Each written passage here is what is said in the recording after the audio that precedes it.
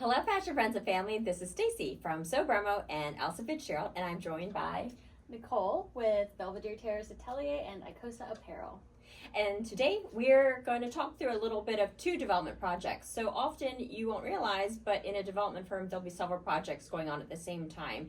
And so Nicole's going to speak to this project around the Icosa Legging. So I'll let her carry on. So behind me you can see some of the Icosa collection. We're developing a new style of leggings. So design, developed, cut and sewn here in Baltimore. So usually when I start designing a new garment, I'll do some sketches because I want to get some ideas out. Sometimes it's on a croquis, sometimes it's just on a piece of scrap paper just to get something out. But with leggings, especially something like this, the design wraps around from the front to the back. So I need to know what that's going to look like on an actual body before I just start making a pattern and cutting and sewing. It's going to save me a lot of time if I do this first. So what I'm going to do is I have just this plain black fabric. I'm going to make a leggings sloper, and this is just a very basic pair of leggings. There are no seam lines on it other than the inseam. What I'm going to do is take white tailor's chalk and put these on the form, take that chalk and then draw the designs on the leggings so I can see how those style lines are going to look when they go from the front to the back. I can make adjustments on that. If you hit it with an iron, the chalk disappears and you can start all over again.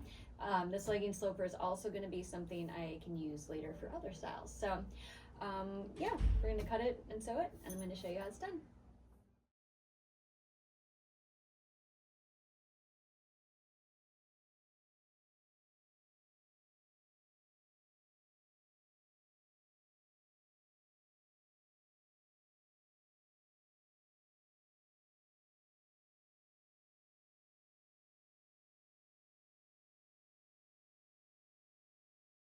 Back on the machine working on the Olympia dress yoke. So here's the finished back neckline. You can see it is understitched. There's a little line of stitching here that keeps the lining rolled nicely underneath, so all you see is that self fabric. So it lays really nicely and you don't see lining popping up. So I'm going to show you how to do that.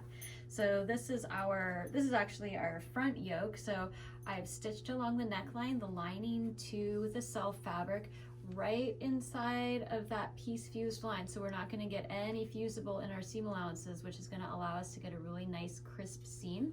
And I also, in here, I reinforced this area with a lot of stress with a small little kind of arrow shape fusible, really heavyweight, and then I put another piece of black fusible on top and glued it down to this. So hopefully that reinforcement helps with some of that sagging that we were experiencing. So let's get sewing.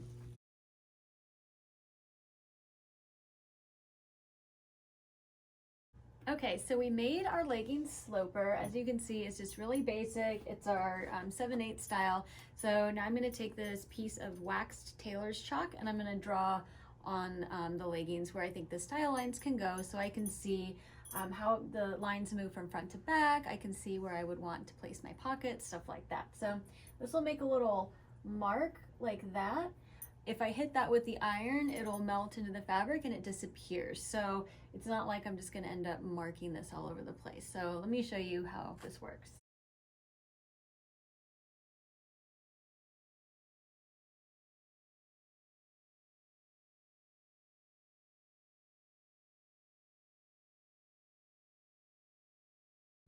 So I've got my initial markings down.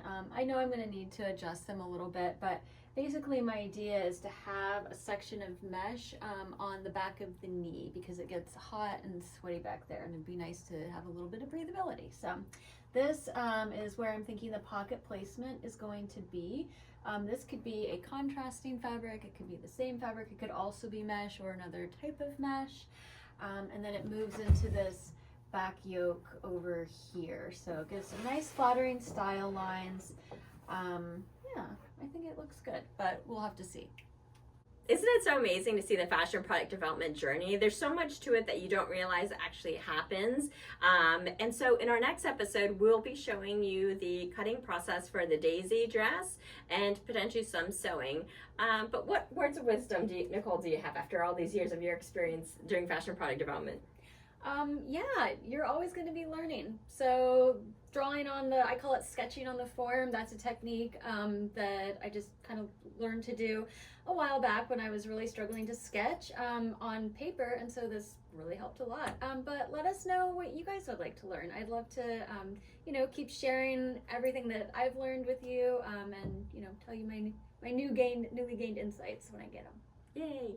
Well, don't forget to like, subscribe, and comment below so we can learn more about what you're looking to find out about. And don't forget, we've got that amazing fashion product development course located on the BROMO website. All right, we'll see you next time. Bye!